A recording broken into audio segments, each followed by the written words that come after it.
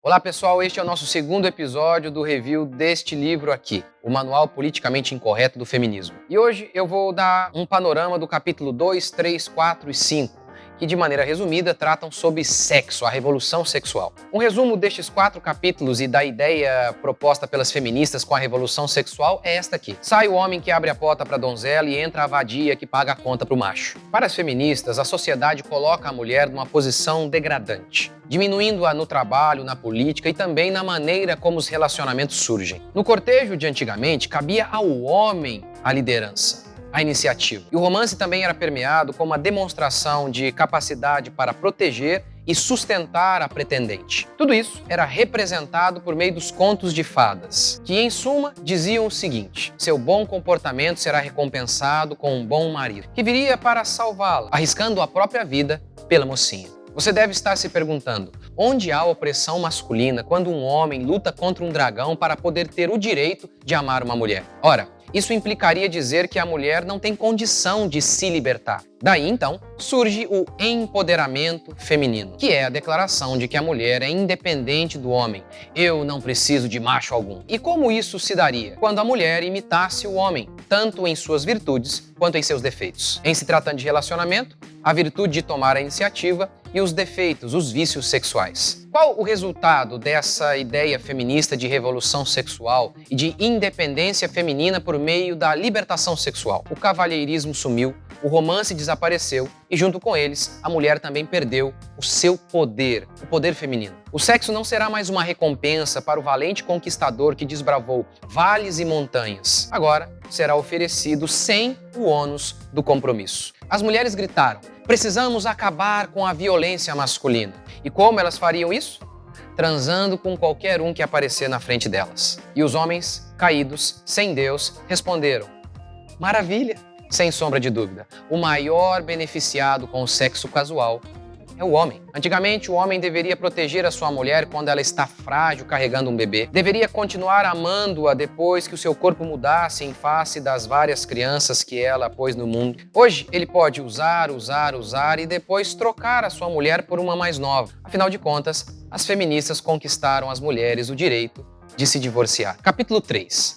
O amor tem algo a ver com isso. O que a gente vai ver aqui neste capítulo é o seguinte: transar para as feministas é um ato político. Dormir com meio mundo é independência. Carrie Lucas vai mostrar como as feministas, os seriados e toda a grande mídia têm um objetivo: desmistificar a noção de sexo atrelado ao compromisso, esvaziando-o assim de qualquer significado. Friends, Sex and the City e vários outros seriados mostram isso. O sexo é normal. Ficar sem sexo é que é uma vergonha. Carrie Lucas fala dos vários livros que são dados às jovens e aos jovens americanos. Neles, uma mentira é vendida como verdade absoluta. A perversão sexual surge como um elemento fundamental de emancipação feminina. Seria mais ou menos assim: os homens nos oprimem. E como lutaremos contra eles? Dando-lhes sexo fácil e sem compromisso.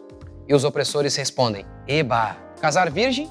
Para as feministas, abraçar a crença na modéstia sexual é abraçar a opressão. Para outra feminista, o papel da mulher nesta sociedade patriarcal é um papel passivo, uma boneca a ser consumida pelos machos consumidores. Margaret Anderson chega a dizer o seguinte, que neste mundo machista, a sexualidade feminina é vista como algo a ser contido. Gloria Steinem resume bem o ideal feminista. Uma mulher emancipada transa antes do casamento, depois ela trabalha. No livro Vadia, tornando-se uma mulher de má fama, a autora tenta ensinar que as meninas que tentam unir sexo ao amor acabam se frustrando. Ou seja, retire do sexo toda a noção de compromisso, todo o valor espiritual. Veja o sexo apenas como contato físico e seja feliz. E qual foi o saldo para as mulheres desta revolução sexual feminista? Até a feminista Sally Klein reconheceu os prejuízos da revolução sexual para as mulheres. Menos emancipação para as mulheres e mais legitimação para a promiscuidade masculina. A autora vai mostrar várias pesquisas que revelam mulheres culpadas, frustradas e confusas. E para lidar com isso, as feministas dão dicas de como fazer sexo casual. É só sexo. Sexo não é amor, repetem as feministas. Então,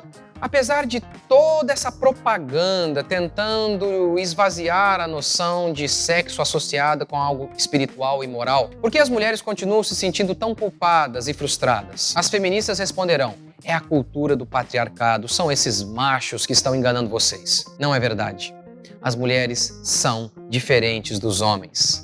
Em primeiro lugar, a antropologia mostra isso. Como Carrie Lucas bem disse, sexo com homens indispostos a investir na mulher ou em qualquer prole quase certamente expunham em perigo as chances de sobrevivência de uma mulher. Em segundo lugar, o sexo é diferente para as mulheres por conta da gravidez. Homens podem transar com uma mulher e sumir do mapa.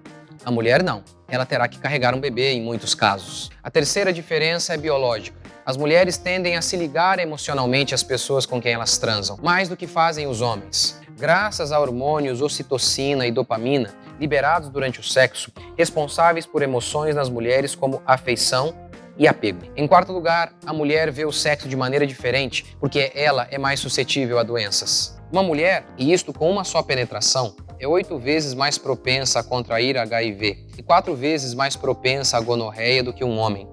As mulheres também são mais propensas a contrair danos permanentes de DSTs, tais como infertilidade e algum câncer. Além disso, mulheres que transam frequentemente têm mais dificuldade de encontrar parceiros duradouros. A curto prazo, os homens muitas vezes valorizam o sexo promíscuo, mas querem esposas fiéis. Quando um homem acha difícil conquistar determinada mulher, ele sente que ela será mais fiel após o casamento. Capítulo 4. Nem todo mundo está transando. Filmes e seriados têm transmitido a falsa ideia de que pessoas que adotam a castidade são pessoas desajustadas. A mensagem é clara: ser virgem é um completo fracasso. Ben Shapiro, que sofreu horrores por defender a castidade, resume bem a nossa era. Em um mundo que celebra a libertinagem, a pureza é o novo pecado. Para a feminista Rebecca Walker, sexo é oportunidade de crescimento pessoal e não expressão de amor por outra pessoa. E ela busca nos convencer de que sexo aos 11 anos não é apenas normal, é corriqueiro, cabendo aos pais apenas aceitar e prevenir seus filhos.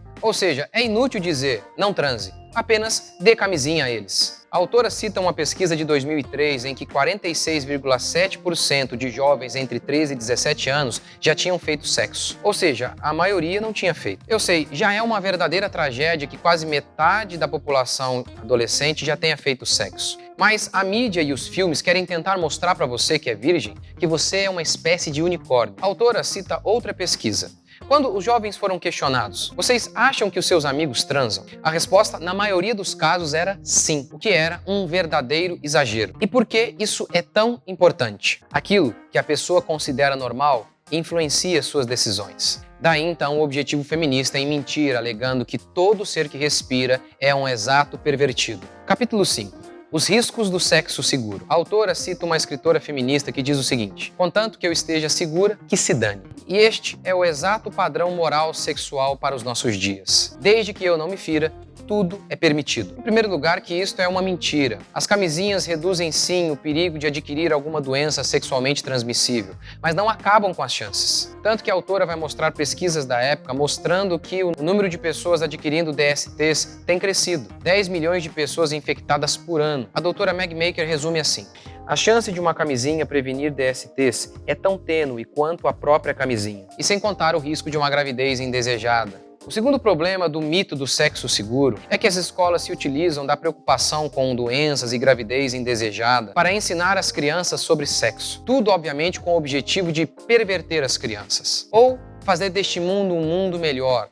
Um mundo em que as crianças não têm nenhum preconceito sexual. A autora cita o Conselho de Educação e Informação da Sexualidade nos Estados Unidos, que defende aborto em prol de justiça social. Esse povo também julga que crianças entre 5 e 8 anos podem ouvir sobre masturbação e até sobre penetração. Além de todos esses problemas gerados pelo mito do sexo seguro, ainda há outros problemas que nenhuma camisinha, por mais segura que seja, pode prevenir. Depressão, perda da autoestima, frustração, como demonstra a doutora Meg Maker. Ou seja, a revolução sexual foi uma desgraça para as mulheres. Tirou o poder feminino, dificultou o casamento, aumentou a quantidade de doenças e trouxe infelicidade às mulheres. Essa é a verdade sobre o feminismo.